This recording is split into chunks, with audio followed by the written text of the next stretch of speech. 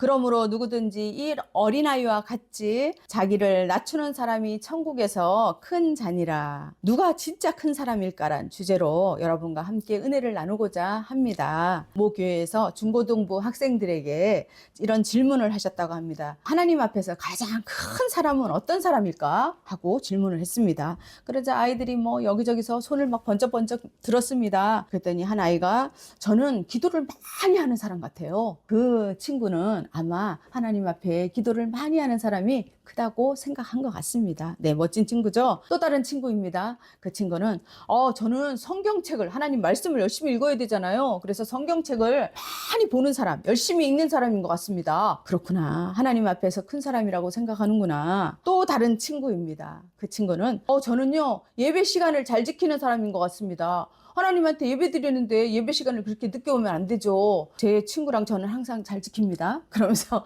얘기를 했습니다. 그래서 모두 맞는 말이고 참 귀한 대답이었습니다. 그때 한 아이가 조용히 손을 들더니 말을 합니다. 전도사님, 저는요 우리 이모가 정말 큰 사람인 것 같아요. 왜냐하면은 이모는요 하루 종일 일을 하고 와서 집에서 막 지쳐요. 그런데 바로 옆에 사는 장애인 할머니가 있는데 그 할머니한테 가갖고 집안일도 도와주고 그 다음에 말벗도 데워주고요.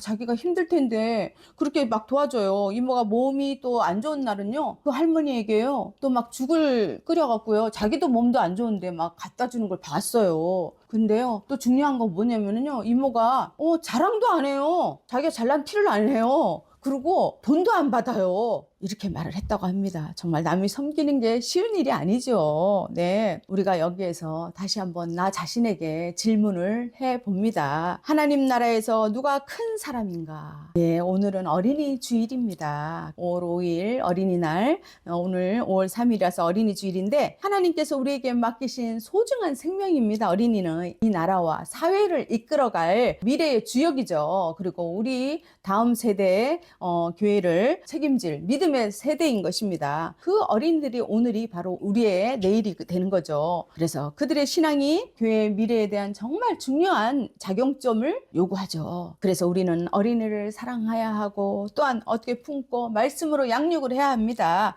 기도로 세워야 할 책임이 있는 것입니다. 통계청 자료에 의하면요. 우리나라의 출산율을 보면 2025년을 기준으로 볼 때 0.8이라고 합니다. 이것은 인구 유지를 위한 2.1에 크게 못 미치는 절반 이하 수준이죠. 대한민국은 여성이 한 명당 한 명도 낳지 않는 그런 시대인 것입니다. 지금 우리가 살아가는 시대는요 한마디로 아이 중심 시대입니다. 부모가 가정의 중요한 선택과 방향을 결정하는 게 아니라 정말 아이가 귀하잖아요. 그러니까 아이의 생각과 감정이 기준이 되는 시대가 되었습니다. 그래서 부모가 결정하는 것이나 아니라 아이의 한마디가 기준이 됩니다. 엄마 이거 하기 싫어. 그러면 어떻게 해요? 메뉴가 바뀌는 거예요. 아빠 이거 안 가면 안 돼? 이러면 어떻게 해요? 일정이 막 바뀝니다.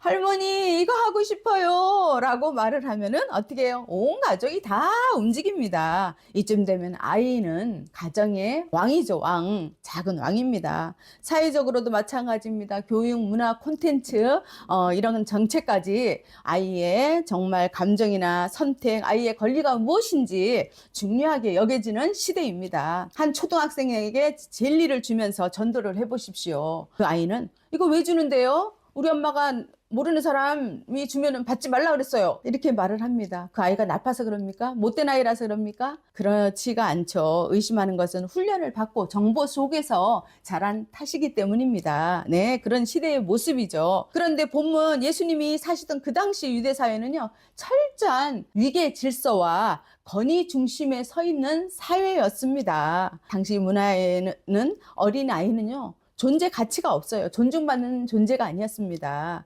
어린아이는 하나의 인격체로서의 주체의 모습이 아니라 아직 미성숙하고 보호가 필요한 존재였습니다. 사회적으로 영향력이나 중요한 일이나 결정의 중심에 설 수도 없습니다.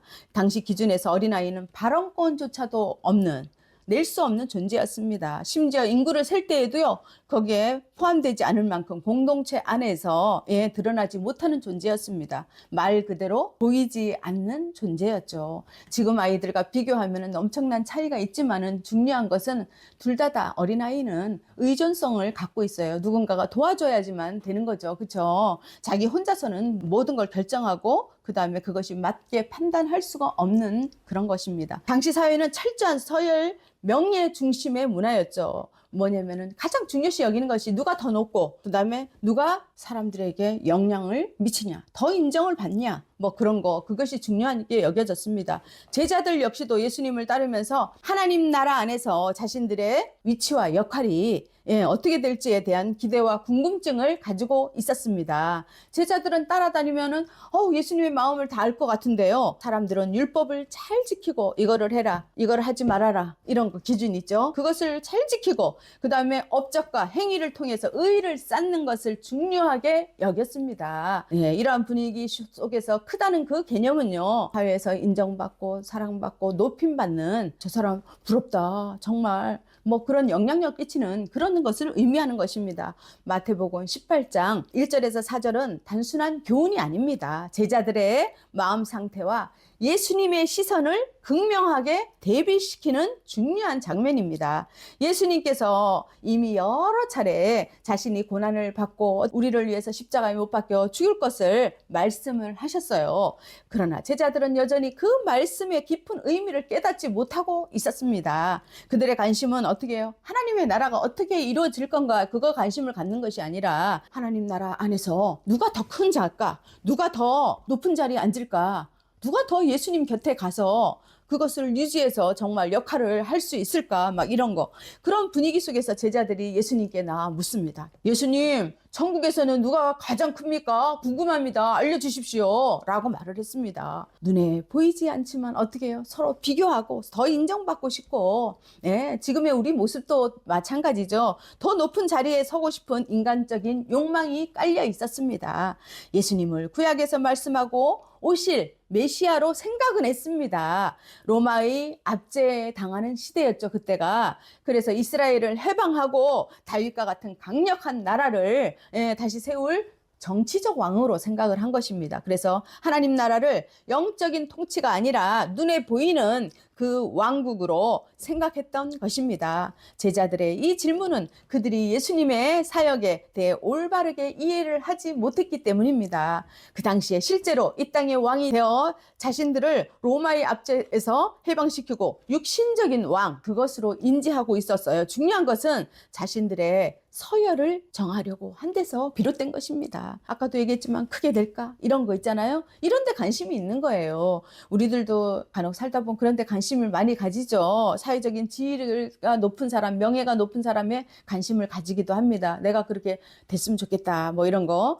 그런데 예수님이 이 땅의 권력과 권세로 다스리는 인간의 왕이 아니라 십자가의 죽으심으로써 하나님의 그 언약의 구속사를 성취한다는 말씀을 이해했다면 그 다툼이나 논쟁 따위는 일어나지 않았을 것입니다. 예수님은 그들의 질문에 즉각적으로 답하지는 않았습니다. 예수님은 한 아이를 일으킵니다. 한 아이를 세우고는 진실로 너희에게 이르노니 너희가 돌이켜 이 어린아이들과 같이 되지 아니하면은 결코 천국에 들어가지 못하리라 라고 말씀을 하십니다. 여기서 돌이킨다는 말은 무엇인 말씀입니까? 단순한 태도의 변화가 아닙니다. 방향 자체를 바꿔오는 해결을 의미하는 것입니다. 공적 자리 다툼을 벌이고 있는 제자들의 행동에 어떻게 해요? 변화를 촉구하는 말씀입니다. 제자들은요, 자기들이 당연히 천국에 들어가는 게 것이 보장이 되었다고 생각했습니다. 그들은 거기에서 높은 지위에 관심이 많은 거죠. 그런데 어린아이와 같지 않으면 천국에 들어갈 수 없다니 참 기가 막힙니다. 충격입니다. 정말 충격이 아닐 수가 없죠. 어린아이와 같다는 표현은요, 단순히 뭐 순진함, 순수함, 천진난만함 이것이 아니라 본질적으로 스스로의 힘만으로는 살아갈 수 없다는 것입니다. 전적으로 부모에게 의지해야 하는 존재라는 것입니다. 이는 하나님 앞에서 자기 능력이나 공로를 의지하지 않고 하나님의 뜻에 절대적으로 순종하며 그분만을 신뢰하는 믿음을 뜻하는 것입니다. 또한 자신을 드러내지 않고 과대평가하지 않고 자랑하지 않고 나는 아무것도 할 수가 없습니다 라고 겸손하게 자신을 낮추는 태도를 말하는 것입니다. 그것을 포함하고 있는 것입니다. 그러므로 누구든지 이 어린아이와 같지 않으면은 이 말씀은요, 제자들의 질문을 완전히 뒤집히는 것이었습니다. 그런 선언이었죠. 세상에서 가장 큰 자는 권력과 자본, 명예와 지위, 사회적 명성을 획득한 사람입니다. 높은 지위에 있고요, 많은 자원을 소유하고 타인의 인정을 받는 사람이 큰 사람으로 평가가 됩니다. 제자들이 자신들의 공적을 천국의 서열로 주정한 것에 대해서 예수님께서 겸손함을 척도로 내세우는 것을 우리는 마음에 새겨야 합니다.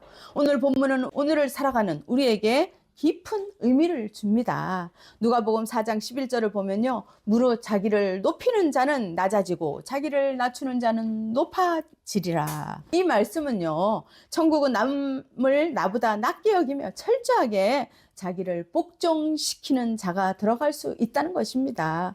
이는 하나님 나라의 질서가 세상의 방식과 전혀 다르다는 것을 보여줍니다. 자신을 앞세우고 높이려는 태도는 결국 그 자리를 지키지 못하게 되는 것입니다. 그 당시 어린아이와 같이 오히려 자신을 낮추고, 그 아이들이 어떻게 생각을 했겠습니까?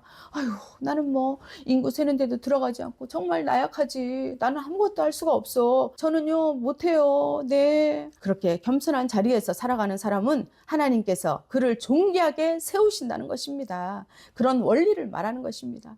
사람의 평가와 자기 확장이 기준이 되는 삶은 결국 무너질 수밖에 없습니다. 사무엘상 16장 7절은요, 하나님은 사람은 외모를 보거니와 하나님은 무엇을 볼까요? 하나님은 중심을 보신다고 하셨습니다. 네, 하나님은 결과나 위치가 아니라 마음과 방향을 보시는 것입니다. 하나님은 숫자를 보는 것이 아니라 무엇을 봐요? 마음, 하나님을 향한 마음. 예배도 마찬가지입니다. 두세 사람이 모여도 내가 너와 함께 하리라고 했습니다.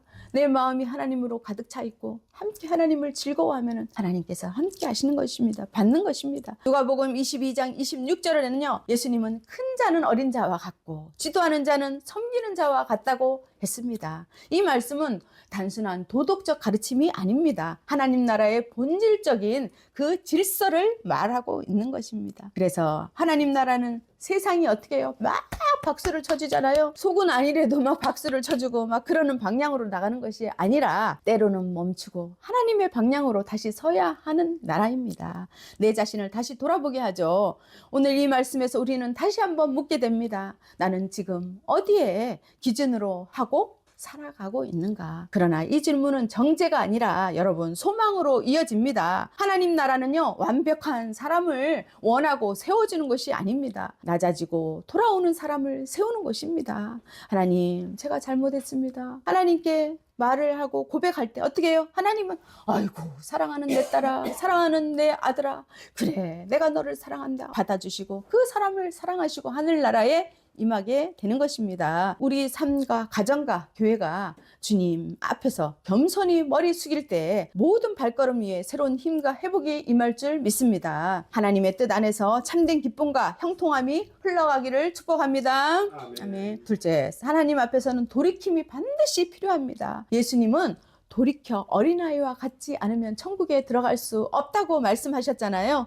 그 돌이킨다는 건 단순한 감정의 변화가 아니라고 했습니다. 삶의 전체에 내가 지금까지 했던 행동과 말과 그 마음이 하나님께로 향한 그 마음을 가져야 합니다. 지금까지 내가 높아지려고 했던 사람들, 그런데 이제는 어떻게 하나님 앞에서 낮아지고 그 사람을 높여주는 그 온유한 마음, 겸손한 마음, 이것은 마가복음 1장 15절에 회개하고 복음을 믿으라는 말씀과 정확히 연결이 됩니다. 하나님 나라는요, 노력으로 쌓아가지는 것이 올라가는 것이 아닙니다. 방향을 바꾸는 데서 시작되는 것이죠.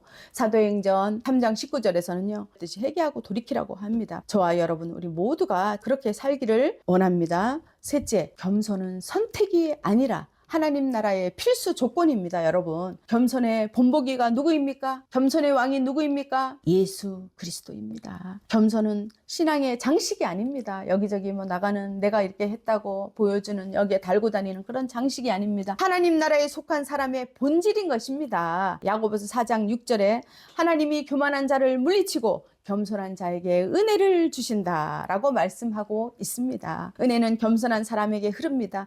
교만한 마음에는 은혜가 머물 수가 없습니다. 여러분, 빌립보서 2장 3절에서 5절을 보면요, 그리스도의 마음을 본받으다라고 말씀하십니다. 예수님 자신이 가장 낮은 자리로 내려오셨잖아요. 그것을 성육신했다고 합니다. 십자가를 지셨기 때문입니다. 그리고 내려오셔갖고 십자가를 지신 그 모습을 생각해 보십시오. 그러므로 겸손은 단순한 태도가 아니라 예수님을 닮아가는 길인 것입니다. 닮아가는 모습인 것입니다.